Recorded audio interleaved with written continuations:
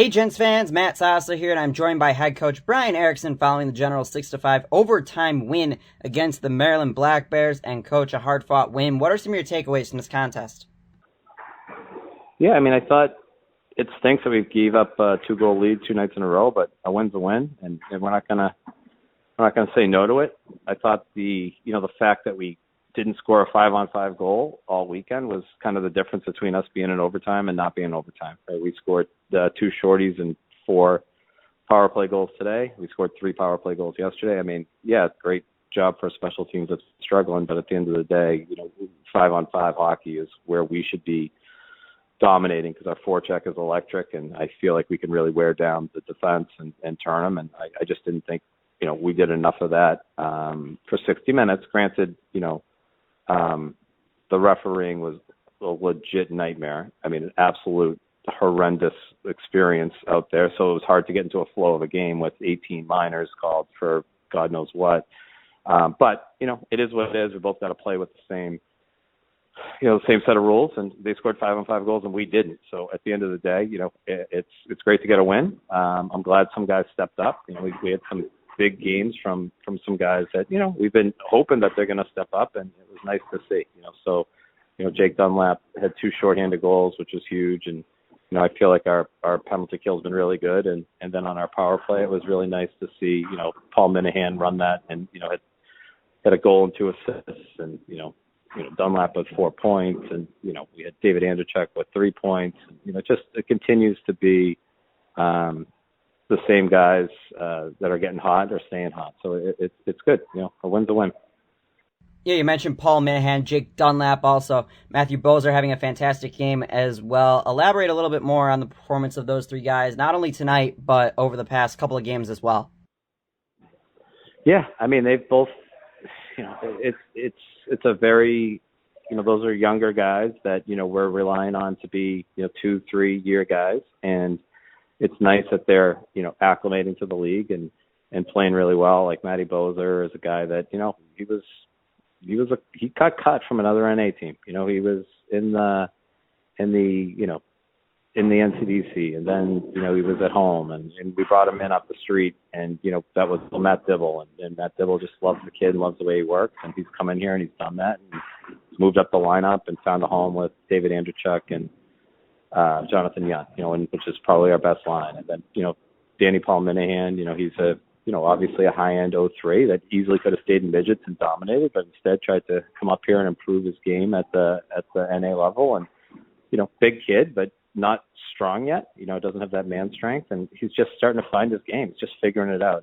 It's pretty awesome to watch, and we're really excited about him and, his development. Same with the rest of the guys.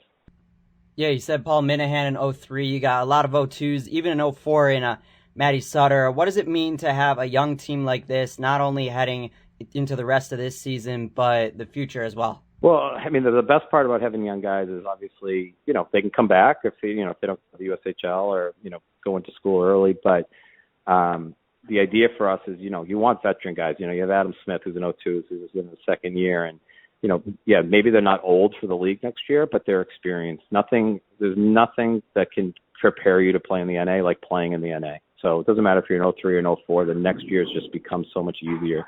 And you see it with guys' point totals jumping, and like Liam McCanny's a prime example, Dylan Schuett's a prime example, Ricky Boyson, prime example. Guys that struggled in their first year to put up points, and then in the second year or their third year, they just jumped out. So, it's nice to see those guys having some success now. And, credit to Eric and credit to Matt Dibble for, sticking with them, through some of the initial bumps, and now we're being rewarded. And we hope that continues for the rest of the year. You want to always have a good mix of age outs and younger guys. And, I've been pretty adamant about,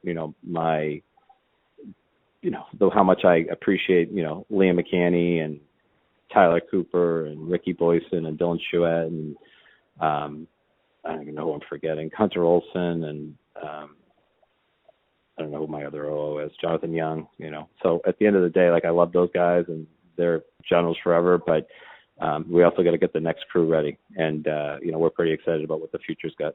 Yeah, we talk about the future, but tonight you got a big play from a 2000, Ricky Boyson getting that bonus point on the overtime winner. Take me through that play.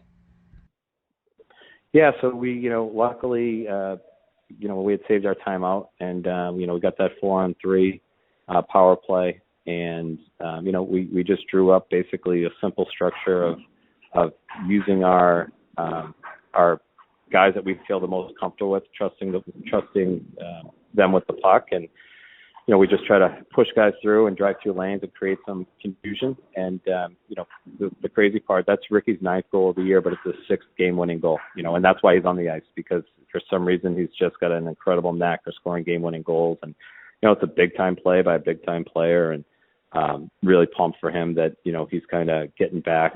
He's had a little bit of trouble scoring in the last, 5 or 6, 7 games, and for him to get back on track is huge, and I think his health is starting to get there, and looking forward to continuing to have him be a big part of what we're doing for the last 8 games.